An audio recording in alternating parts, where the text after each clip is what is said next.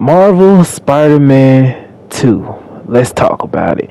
Now, I haven't brought a video about it on the channel because when I first heard about it, I was surprised, I was stoked, I couldn't believe it because I couldn't believe we were getting the sequel to the official Marvel Spider-Man that came out 4 years ago. And notice I said 4 years ago. I couldn't believe it, and when they announced it, it was like a dream come true. But I hate to say it, I'm a little bit concerned about it. Now let's talk about it. Marvel Spider-Man was one of probably the best Spider-Man games they ever made. And it's probably one of my favorite Spider-Man games just because how it looks, how it feels to play. The story mode was amazing. The characters was amazing. Everything was amazing in the first Marvel Spider-Man. And I just hope they knock it out with the sequel to Marvel Spider-Man. But let's talk about it. Alright. Marvel Spider-Man 2, we're getting Venom, we're getting Kraven the Hunter, and let's be honest, guys, they never told a good Kraven story.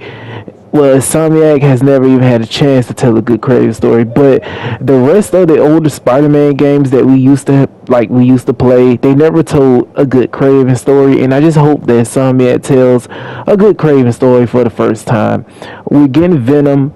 And it's not a surprise. We kind of knew it was already getting Venom, but let's just come out. Let's just say it. Venom looks freaking cool in this game, and it looks like they're going with a more brute-looking Venom, a more sinister Venom, and not an anti-hero type Venom. And I just hope they tell a good story, and I feel like that's what they're gonna do.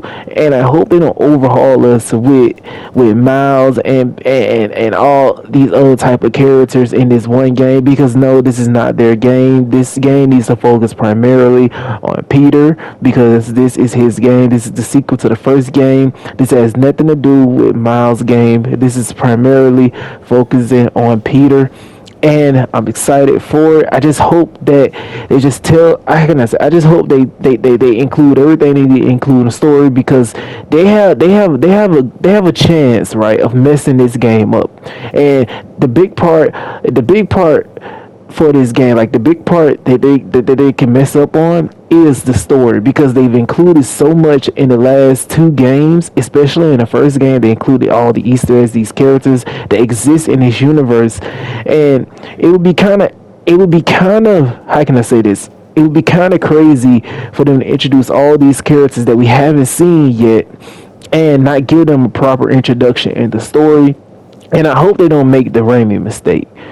You guys remember Spider-Man 3 when they tried to overhaul us with so many villains and not enough villains had enough screen time. It was so many gaps left, and overall it was just not a good experience because we felt like we was missing something at the end. I hope they don't do this in the sequel, because every character needs to shine. Every character needs to have a story, a background, and it needs to come together to make sense.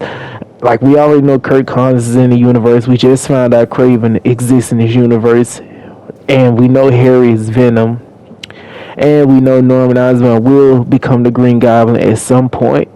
But like I said, it just all needs to come together and make sense, because we now have two Spider-Man and two different stories to tell. And I want to see how Miles' story is going to play into Peter's story in the sequel. I want to see how their relationship is going to be. And overall, I just hope it all makes sense. I don't want to feel missed out. I don't want to have any gaps left in the story mode. I just want everything to flow perfectly and make sense. Now, that's just from the story mode standpoint. What I want to see as far as combat, I want to see more gadgets for both Peter and Miles. I want to see more combo strings. I want to see more ways we can do combos. I want to see different moves with the red suit when Peter having the red suit. And I want to see him have different moves when he's wearing the symbiote suit, because there are two different. His mentality change, his strength change. It's just different when he has the black suit on. I want us to be able to feel when Peter is wearing the black suit. I want us to be able to feel the difference between the red suit, the black suit, and I want to feel distinct from Miles.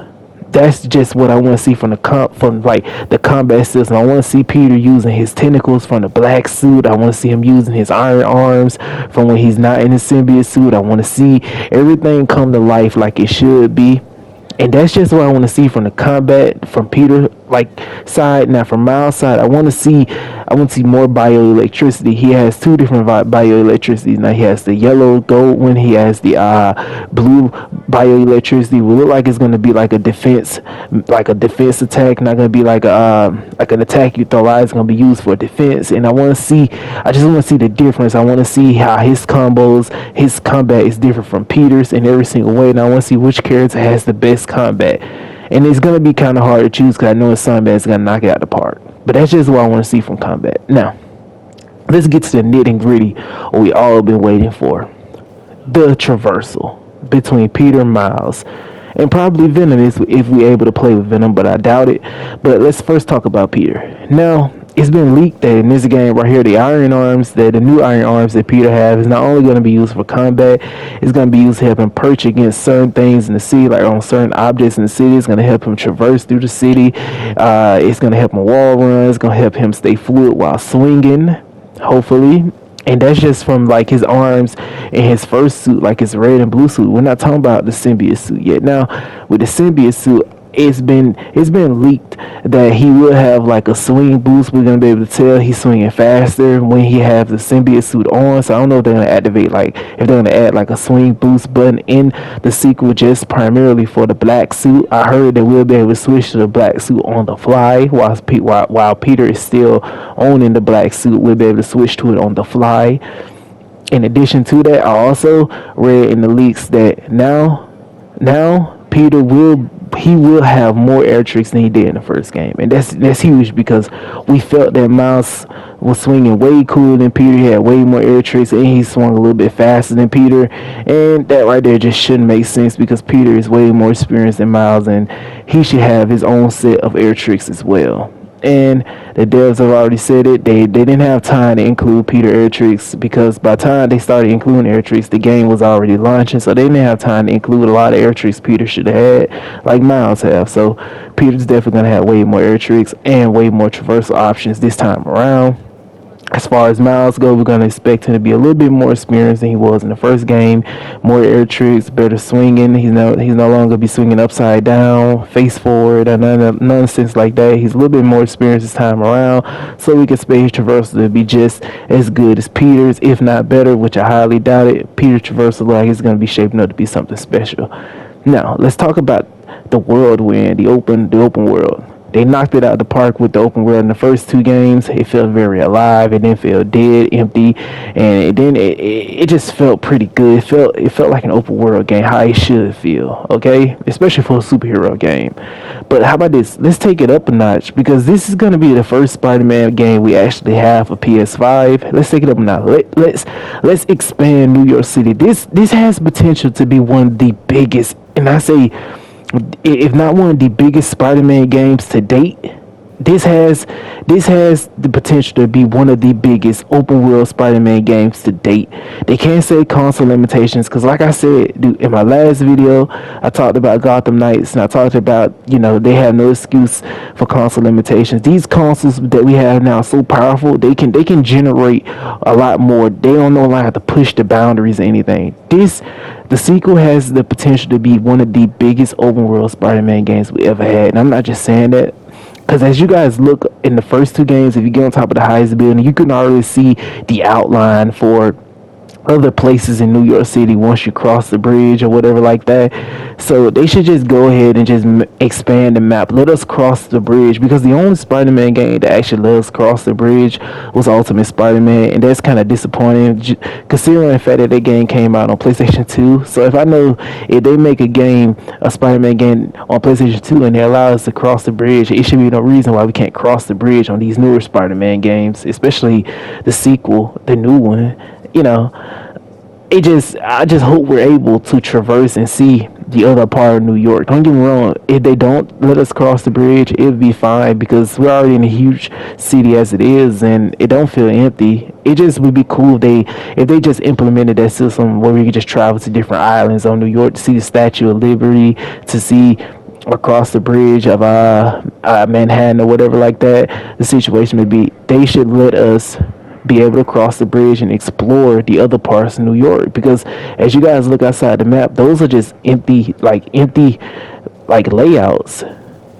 that could be actual included in the game. So why not make it in the game? They had them numerous times.